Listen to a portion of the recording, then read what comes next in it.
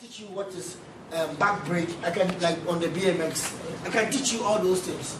But I can put you on a bike, I can't teach you balance. I have to push you. Even parents do the same. That's why a child, when you're teaching a child how to ride a bike, you start from a tricycle so that the child can learn and understand what balancing is. After some time, you can pick it up from there. And I push the person, you go one, he brings the legs down because he knows he cannot balance himself. The idea is some of the part of learning becomes intuitive, and that one is very difficult for you to be able to describe. So there's a part of knowledge that you can take from your memory and write down. There's another part of knowledge that is part of you. It's very difficult for you as a person to describe. And that one, a person has to learn it from himself. So he has to, first of all, you have to make meaningful links and then apply it in a specific setting. So knowledge itself is fluid. It's constantly changing. It is not a static object that resides in your mind. Although some parts of knowledge can be static. For example, a definition of let's say some of the physics laws that you knew. If you know that E is equal to mc squared, it will never change 30 years because it has been proven it is there. You learn it and you know the formula. The only thing is that you can forget the formula, but that doesn't change the formula has changed. I hope you understand what I'm trying to say. Or maybe a definition of a particular phenomena. You may know who a boy is and who a girl is. The definitions are clear. Okay, nowadays it's very difficult to say that. Definitions are clear. I'll use that. That's a good example. But whatever it is in terms of definition, what a car is, you know how to define it. So certain things are there that are static, they don't change. But you, as a human being, you can forget. So if being static, residing in the world is information, everybody can pick it. It's been put in a book. You can read it. But it's self-changing into knowledge. Depends on who is making meaningful links with it. So I can bring a physics textbook here and give it to a person here. That person will not make any meaningful links with it, the physics textbook. But someone with a physics background can pick it and tell me that, oh, this is very meaningful. I can read it, I can understand it, I can use it to teach. When we fail to make meaningful links with information, we don't generate knowledge. That is why sometimes you can go to examination hall, after all the cramming you have crammed, you put the question before you and still, after 30 minutes, you are still hitting on the pen or chewing the pen, and you are waiting, trying to let something come from where. So to some extent, the mind itself has to depend on how much information is entering and how you can apply that information to make meaningful links with it in society. Or in that scenario in the examination hall. You can read, if you don't make meaningful links, you have not learned. You have been able to get information, but to apply it is a different story. That is what information is. So quite a number of times people have that definition, have a problem defining and differentiating between information and knowledge. Max and Shepard said that data obtains a specific meaning, or when it takes on a perspective, it becomes information. But knowledge occurs as a product of inquiry of information. A product of inquiry. A product of inquiry of information is learning. When that process that you are acquiring information and you are trying to ask for new knowledge, something new to be learned about a phenomena is learning. Knowledge can then be considered as information with defined actions in a specific context. It is goal-oriented and not just a collection of information. Knowledge has to have a purpose. It has to be goal-oriented. It has to have defined actions in a specific set. I can own a beer bar, which maybe I mix drinks in it, and I mix cocktail. I can do it and I'll do it very well. I can then write it down and then send it to another branch of the same beer bar. If the bar manager then is not able to make meaningful links of it, it will take some time after trial and error to be able to know how to do it. The common phenomena is learning how to cook rice. Put the rice cooker aside and let's put a saucepan there. A mother comes and is teaching the child the daughter how to cook rice. And different mothers will have different approaches. They will tell you that if you are using this cup, after pouring 2 cups of rice, pour 1 cup of water. Somebody will tell you that use your thumb to see. If the water goes a little bit, you put your thumb inside and check the level at which the water will reach. Then you can be able to know. People have got different ways. But that child that is learning, the first time you may cook rice water or burn it. So it will take some trial and error. Some people can get it straight. But when you change the bowl size, it becomes another problem. So did the person learn? He learned with a specific content, this bowl. When is this bowl and this cup, I can know. But when you change the measuring cup, it becomes another issue. If you have tried to do pancakes before too, it's the same thing. If you don't take care, you have some cake pan, you will have pancakes. It's the same thing. So it takes some time and intuition. But some people have learned it over time, they know it. They know when it is ready. Somebody can be still and tell that the rice is okay, go for it. And you ask, how did he know? How did she know? After some time, it becomes intuitive with them. So it's said that before we can understand great knowledge, we start from data, then we go to information, then we go to knowledge. What is interesting about this pyramid or knowledge triangle is the fact that as you go up the ladder, it becomes more dependent on the who is trying to interpret what. Human involvement increases here. It is somebody who determines what is information, what is knowledge. If I put the same content before a child, it may be data.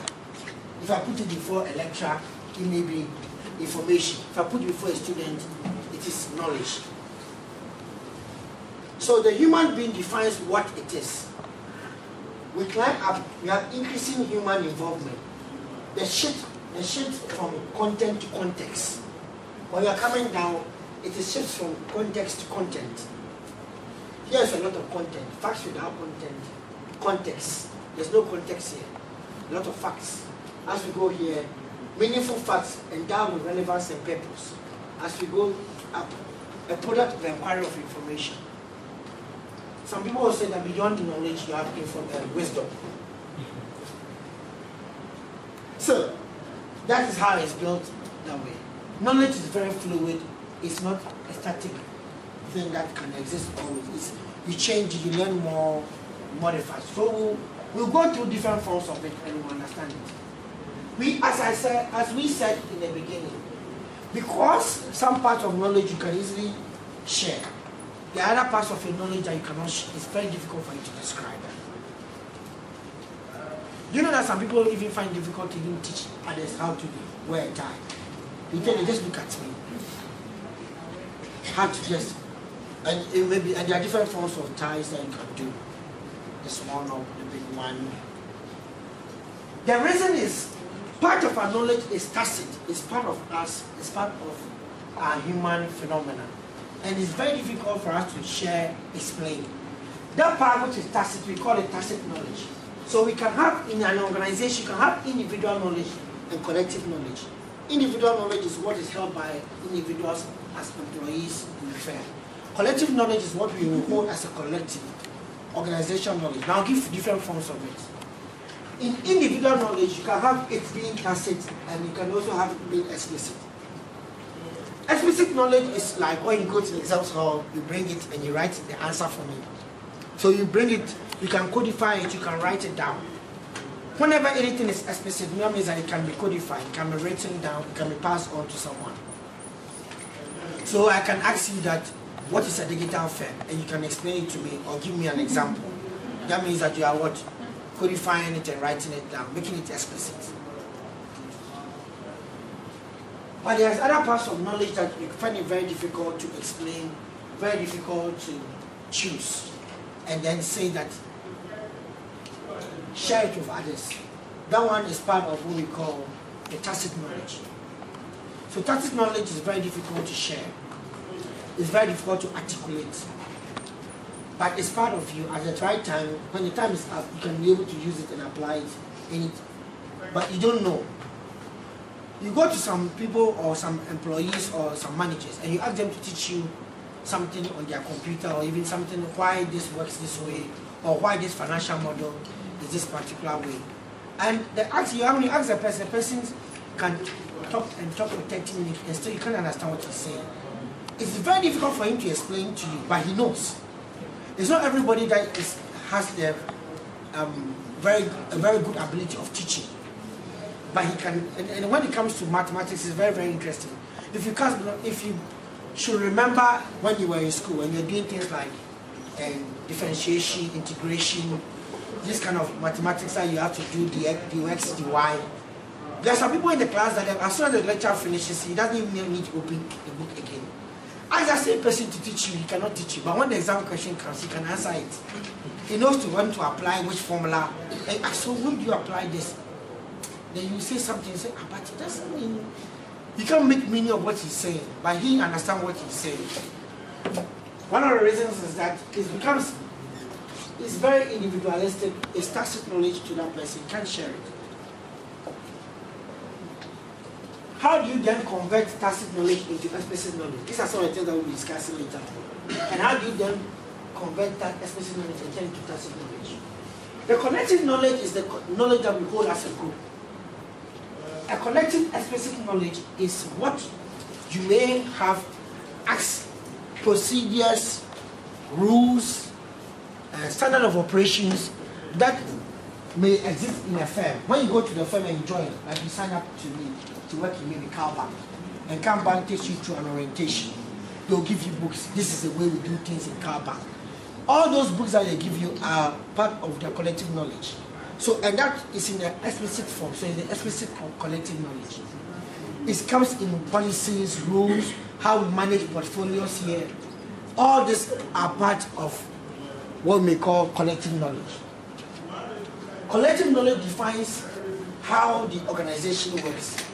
And because it's collective, people don't challenge it. It's something that is given. You come and meet it. This is how we do things here. So it has been established for a long time that it helps the organization work in unison. They work in concert. Everything follows the same way. So you don't even question it. People do things out of their memory and out of a standard that they know that this is what it is done. If, for example, if the company colors are green and blue, you see everything they do is green and blue. You don't even need to think about it. After joining the firm, the guy even shops in the town, everything is buying green and blue. Because that's are the company colors. He always wants to be in concept with it. It becomes part of him. So, after some time, what is explicit becomes tacit. They don't even think and they do it. I hope you understand what I'm trying to say. They don't even think and they do it. You know that anytime you come from training, from tech or from any kind of assignment that has sent you out of maybe the firm, you have to write a report. You don't need somebody to come and tell you. It's part of the processes there, it's part of the procedures there. You know it. And even before you get to the office, you start even writing it out. It's how the firm works. And that one becomes tacit knowledge. So the individual knowledge exists in one dimension, and the tacit knowledge or the collective knowledge exists in another dimension. Let me look at it in one. So individual knowledge it can be explained as knowledge harbored by an individual organization. For example, in the course of work, an individual may undertake a new organizational task or be given a common task, but in a new way which may yield the same or better results. If this knowledge is not shared, she said it, with other employees, the organization can neither multiply or leverage on the value of the expertise. So that knowledge becomes lost when that individual leaves. Because it's individual knowledge, he has it. But if the individual shares with other employees, it becomes what? Collective knowledge. Collective knowledge is therefore the knowledge that is held by a group of members in an organization. It includes the organizing principles, routines, practices, and relative organizational consensus on past experiences and goals and missions. As a result, knowledge gained by an individual becomes the individual knowledge, but what is gained by when the individual shares it, then becomes collective knowledge. Now let me just go on. The question then comes to the argument. Is collective knowledge equal to the aggregate of the individual knowledge? No. Remember, organizations per se are made up of individuals who, if left unattended, will pursue individual goals. And the organization per se